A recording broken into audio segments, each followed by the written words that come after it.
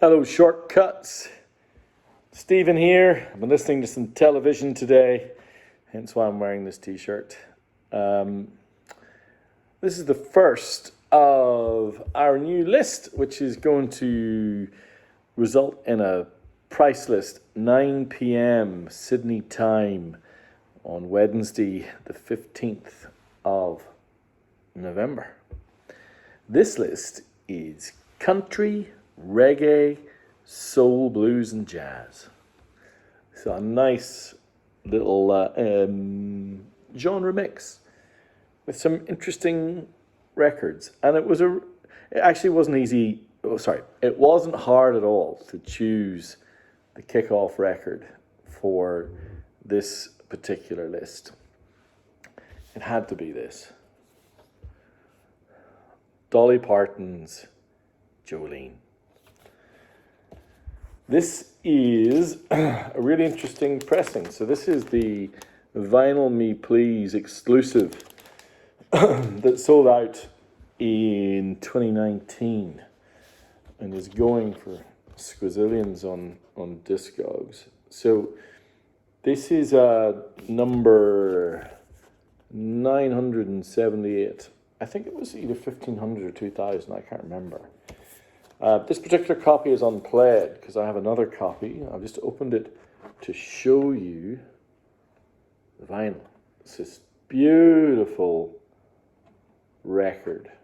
My copy is lovely, and so it should be. Because I think that this is not only one of the greatest country albums of all time, this is one of the greatest singer-songwriter albums, full stop, in my opinion. The title track, the title track and opening track, Jolene. I think that this song is one of the most genius songs in the history of recorded music. That rhythm propels the song. That acoustic rhythm, the drums, the yearning of the story. Please don't take my man. And the way her voice totally, in some ways, undersells it. This is the difference between singer-songwriters of the 70s and then what singer-songwriting, particularly female singer-songwriting, became in the 90s. I think I sound like a bit of a grumpy old man here, but I guess I kind of am. I love how the singer-songwriters of the 70s don't oversing. So you've got Joni, you've got Carole King, you've got Dolly, and the songs are amazing. The song craft, the album craft. But there's also a subtlety and a restraint that makes the music stand up over time. And this, of course, and then, so the opening song on side 2, I Will Always Love You. Well, I mean, I know it's become a juggernaut song, Whitney Houston, etc. But it's probably, I don't know, the third or fourth best song here. It's a beautiful copy of a wonderful record. And I think it's one of the prettiest albums I own. I love the colour and how it matches the carpet that she's squatting on, and she looks incredible. And I mean, at this time she was producing maybe almost four records a year. It's kind of bonkers. And great. I love Dolly. There's more to come from Dolly. I have next 2 Christmas records. Booker T and the MG's third album, In the Christmas Spirit. This is still sealed. This is also a Vinyl Me Please exclusive. AAA lacquers cut from the original mono master tapes by Ryan Smith at Sterling Sound. Pressed on exclusive blue Christmas Galaxy vinyl, limited to to 1,000, and this is number 1738. Still sealed. And this is a Christmas compilation from the beautiful blues label Alligator. Now, those of you who have been with me for a while as Shortcuts will know that Shortcuts royalty, Fenton Robinson, was on the Alligator label. And so this particular compilation features Charlie Musselwhite, Clarence Gatemouth Brown, Lonnie Brooks, Coco Taylor, one of the great blues soul female vocalists. Yeah, it's great. So there you go, 2 sealed Christmas records. And you know what? It just felt like the right time to drop a bit of Christmas in. Anyone fancies these records, you'll have them in plenty of time for the festive season. All right, now I'm going to drop a bit of interesting jazz on you all. Now this is a Blue Note pressing. It's not Japanese pressing. I believe it's a US pressing. This is Thelonious Monk 1969. Now this is a Blue Note record. Now look at this beautiful kind of color scheme. It's wonderful. And the interior is the story of this particular record. And quite an interesting story it is too, but I also want to show you, this is a rather unusual Blue Note label. It is a genuine Blue Note. The record's in marvelous condition, by the way. It sounds really good. I've played it many times. But I know there are some Thelonious Monk fans out there who might appreciate this more than me. So, Paris, 1969. I think it was the La Salle Theatre. And 15 years previous to this, in 54, Thelonious Monk played to this arena. Seats 3,800 people. That's big. And I went to see Tim Minchin in the State Theatre on Saturday evening, and I think it's only 1,100, and so 3,800. Actually, let me tell you about the Tim Minchin gig. I'm still getting over it. So it's Tim Minchin and his piano, and it's an evening that's more about his songcraft than his comedy writing. He right at the very beginning of the show, he talked about how he was trying to unbecome a comedian. And of course, he has done so. I mean, he has written the musical score for Matilda and recently Groundhog Day and others. And so he's an incredibly talented Australian, really. And it's the first time I've ever seen him.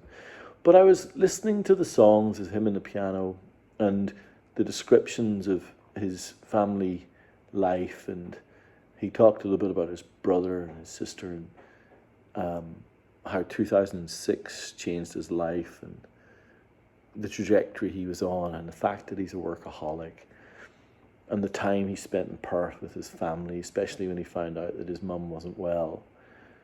And so there was an emotional resonance to the evening that felt that I almost felt like I didn't want to laugh. It was almost like I was studying what was going on stage. I closed my eyes many times just listening to the melodies and the words. And he's a really wonderful piano player. He's got swing and he's got craft. But I also felt that there was almost a reluctance to embrace the moment. And we were 2 songs to go and he stood up and he walked to the front of the stage and he said, "I'm not sure, I haven't figured out whether I wanted to tell you all this, but my mum passed away the day before yesterday." And there was a quite audible intake of breath in the State Theatre. because of course that would have been tightly held news.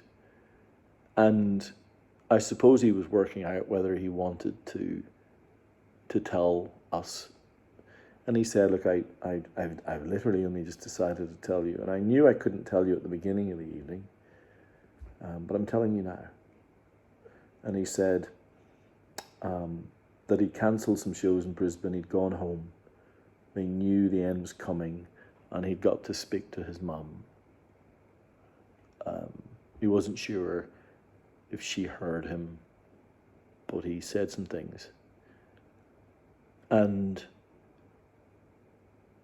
there was a heavy silence in the room, and he felt it, and he said, I felt like I needed to do this show. I felt like I needed to be in a room. And there was this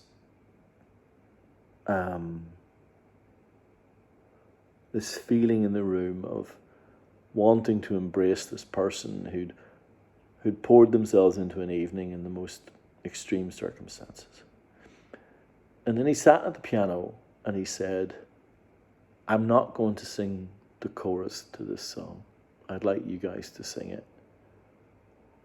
And he asked the State Theatre to bring the lights down. And the State Theatre was in total darkness. It was really dark. And I remember opening my eyes and thinking, will there be mobile phone?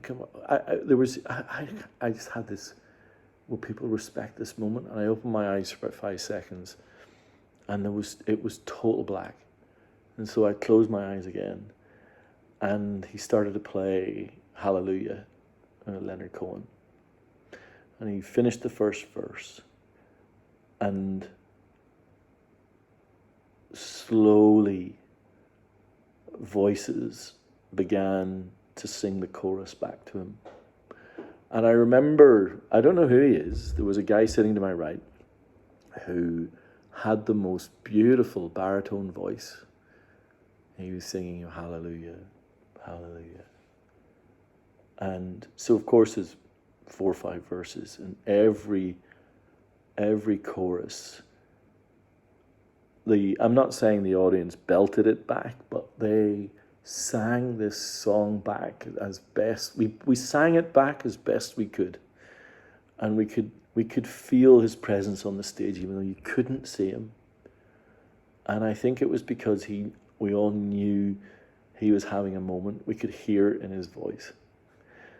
And I was reflecting with Melissa, my wife, on the way home, how that experience had absolutely knocked into a tin hat the experience we had at the McCartney gig 2 weeks ago, where everyone was singing, the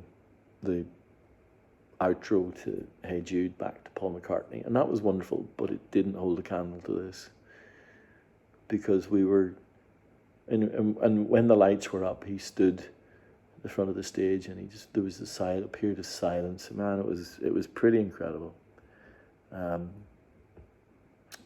The live performances are sometimes beyond anything you can imagine. And who would have known that was what we would experience with Tim Minchin last night? But it was wonderful, and I hope he got some solace from it, because there was a lot of love in that room for him. And there's a lot of love for Thelonious Monk here, because in the 15 years previous to this particular recording, he went to play in the same theatre, and he got a local band, and it was, by all accounts, according to his biographer, a disaster.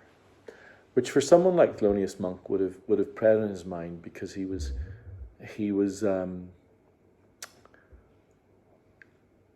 wedded to his craft, and it would have hurt. And so when he went back in 1969, he had his own band, and you can hear the response of the crowd and the love that's in the room. And there's a really, really fun moment on the final side D. It's a double album. The song is called Nutty, and it's exactly 10 minutes long. And Thelonious Monk noticed that Philly Joe Jones, the famed drummer who effectively was living in Paris at that time, was in the audience, and he persuaded Philly Joe Jones to come up and play along with his band on Nutty, and it is stellar, worth the price of admission.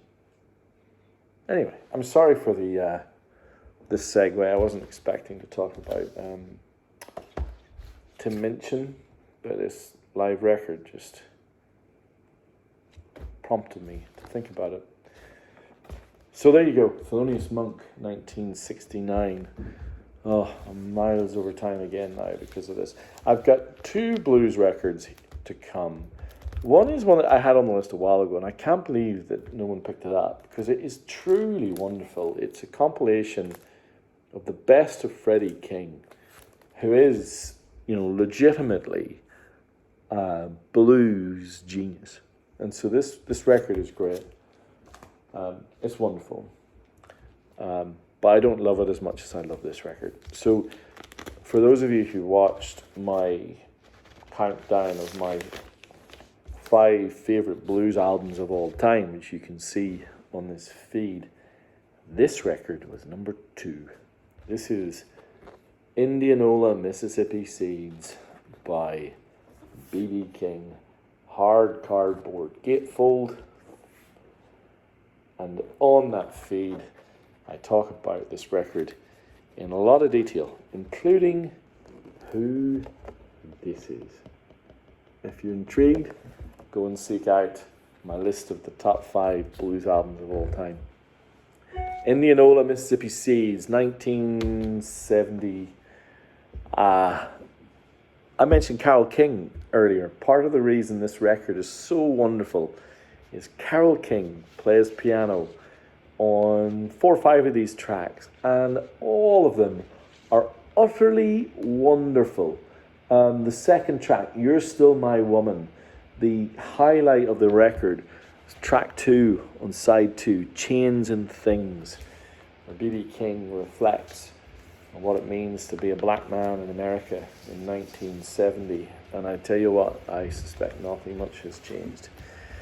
I was playing this song to a club member who came round on Saturday, and I still will always talk about the bum note that BB hits at about the 2.5 minute mark, and how the orchestra rescues it, brings it back, and he left it in. I just love that so much. This record is utterly wonderful. All right, I've got a couple of reggae records now, a compilation. This is Lovers Rock Styley, and this is really interesting. This is a compilation on the Peavine label, and you can see it. And this is a compilation of, let's see, I'm going to tell you my favorite in a second, but it's got Sugar Minott, Rod Taylor, obviously Dennis Brown, he's just incredible. But my favorite is the song Unexpected Places by Hortense Ellis. Oh, it's so cool. This is laid back summer jazz. This is the type of Christmas record I play.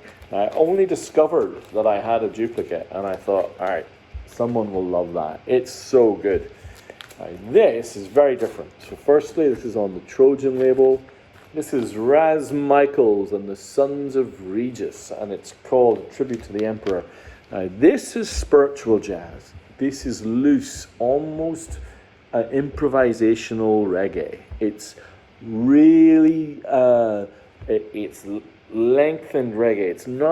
It's not chart / cheesy / it's really, really deep and interesting. And Raz Michael, who effectively is this band in many ways, also goes by the name Dada Wa.